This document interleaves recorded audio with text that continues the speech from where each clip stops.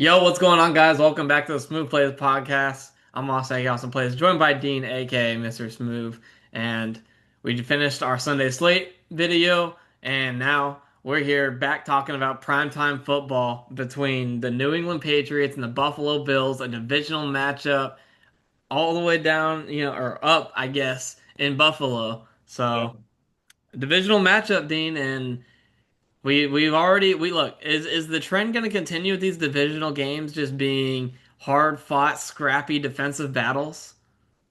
It might, but I think if there's one for it not to be that way, it might be this one. And I mean, we'll see, I guess. But they've all been a lot of them have been low scoring. But whenever you got Josh Allen on the field, any game can be high scoring.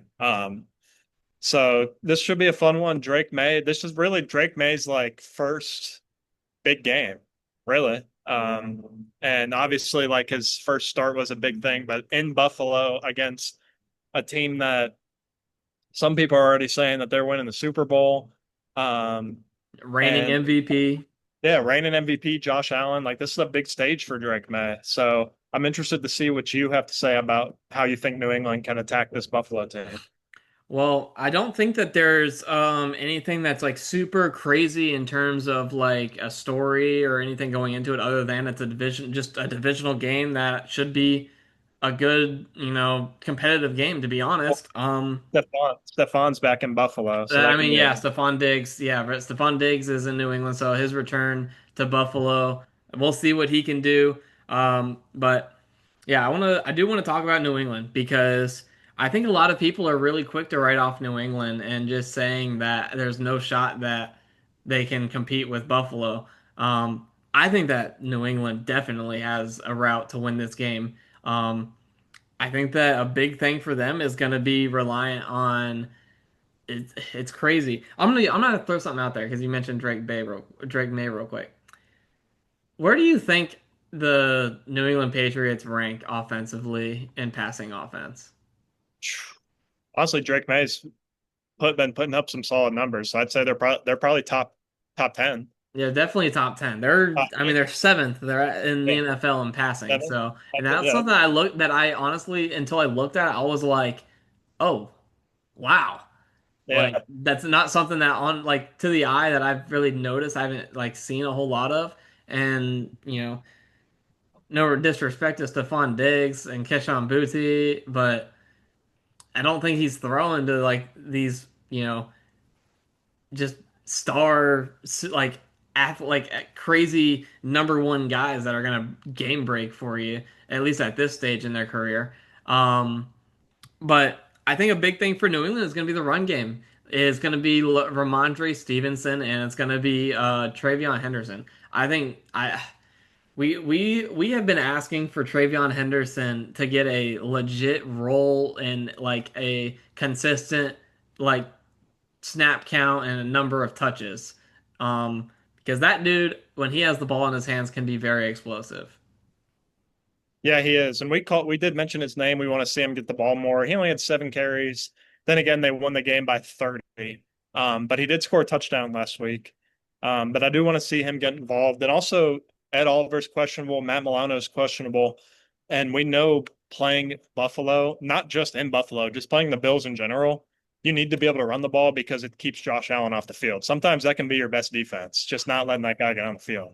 Yeah, you do need to be able to run the ball, and teams like to run the ball against them. They are the second worst team in the NFL against the run, averaging 164 yards per game, second to only the Bears, who have 164.5.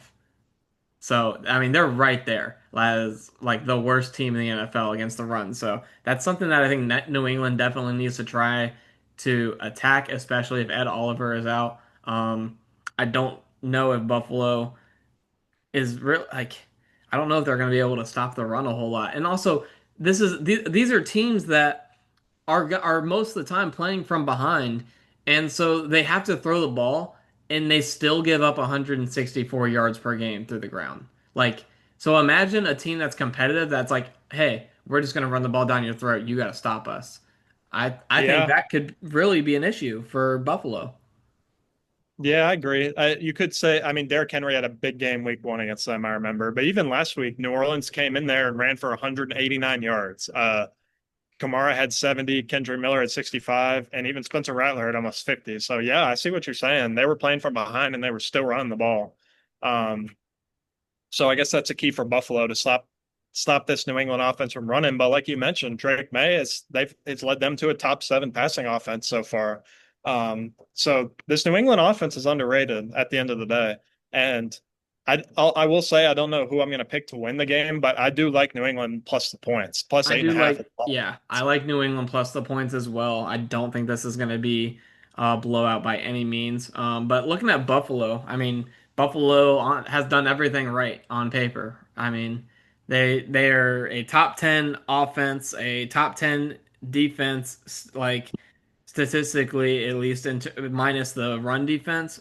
I mean, I think that Buffalo still has a lot going for them. They are the number one. Again, I mentioned that they play teams that are forced that gotta get in positions to throw the ball, and they still have the best pass defense in the NFL, only giving up 125 yards through the air. Yeah, and the thing that about Buffalo that always just makes me question them a little bit is you look at their receiving core and it's not a lot of big names, not a lot of X factor guys, but it's just your quarterback is Josh Allen, so that makes up for that. Like they Hmm. don't have guys don't have to get that open, and also it's guys who I think are underrated. I think Joshua Palmer's underrated. I Yep. think Kerr's underrated. Yep. Keon Coleman's only a second year player, Yep. and you also got Dalton Kincaid, who's just an athletic tight end, and then of course, like I said, Josh Allen, and then James Cook. James Cook's the dog. That's just who I. James Cook, this might be a hot take. James Cook might be just as valuable as Josh Allen. Yeah, I think that James Cook is right there in terms of if if you don't have James Cook, you don't have Josh Allen, and if you don't have Josh Allen, you don't have James Cook. I think that having both of those guys just allows them to kind of feed off each other and open up the entire offense. And if you're missing one of those guys, I don't think this offense is the same at all. that's fair to say. I would say he's as valuable, but is James Cook better than Dalvin Cook? That's the question. Yes, absolutely. Right now at this stage of their careers, absolutely. Yeah, I agree with that. So James, I mean, that's got to be a key for New England, honestly. I think stopping James Cook. He's first in the NFL rushing touchdowns, second in the NFL in yards, and he's sixth in carries. So it's not like they're just giving him 20 Yeah. plus a game. I mean, he's averaging 5.3 yards per carry. I mean, this guy, when he gets the ball, he's a big play waiting to happen. Well, and New England, statistically at least, they have the recipe. They're third in run defense, only allowing 77 yards on the ground per game. Okay. So I keep hearing these greens about New England. Where are you going with I this game? mean, Dean, I think all these greens, it's telling me I gotta take New England. I mean, I'm taking them with the points. I might as well take them to win the game. And honestly, another thing, Christian Gonzalez who I think is right. Honestly, Christian Gonzalez might be right behind PS2 as the top corner in the NFL. I think when Christian Okay. Gonzalez is on the field, like that dude you can eliminate throwing the ball to wherever he's at. Um, he is obviously coming back off an injury, so we'll see kind of if he's knocking the rust off and a little bit slow in his return.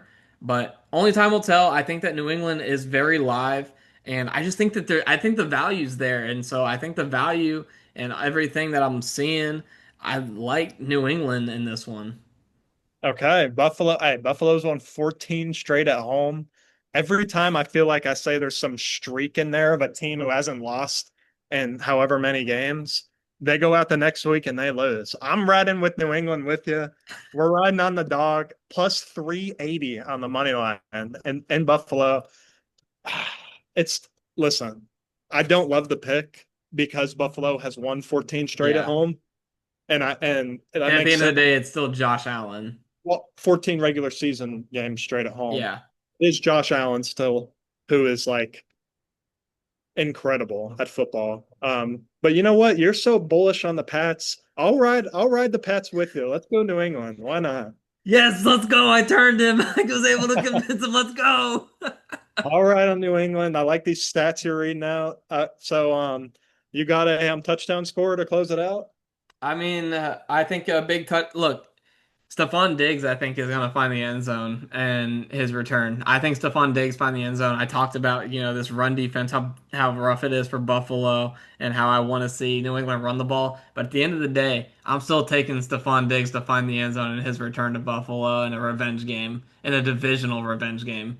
You took my touchdown score right out of my mouth, so I'm gonna have to make a quick left turn and pick someone else.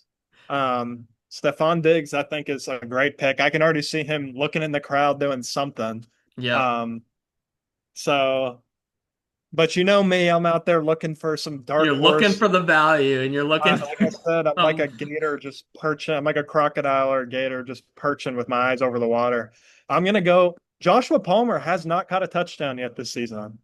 I'm going Joshua Palmer. He had 9 targets week one. It's slowed down for him the last couple weeks. 2 games with only 3 targets, but I think Joshua Palmer scoring a touchdown this week for the Bills. I like the Joshua Palmer pick a lot. I definitely could see him finding the end zone, and I think that this game is going to be very, very, very entertaining. I think this could be one of the divisional games that go over. It's 49.5, but these should be two. I think these are two offenses who can score, honestly. Honestly, yeah. I mean, I'm not, again, I know New England at times has been a little bit questionable and a little inconsistent, but something about these divisional games, and you got some, and Stephon Diggs has that, it's personal. And when teams are playing for personal reasons, I tell like if there's a personal reason behind a game, that team goes out and they play different. I don't know what it is. Like Yeah, they got something that they're playing for, and I think that New England can honestly get the job done. yeah. All right, let's do it. Let's go, Pats. All right, let's go, Pats. You got anything, any closing or anything that I might have forgotten before we wrap it up? I got nothing else. Just watch some good football. That's about it. All right. Well, we appreciate y'all tuning in as always, and then subscribe if you're not already, so that way you don't miss our Monday episode. Um, and then leave a like if you enjoyed it. Down in the comment section, let us know your picks for this game. Let us know what you agree with, what you disagree with. Um, and yeah, I think that pretty much wraps this one up. So we'll make sure to see y'all in the next one. Peace. Peace.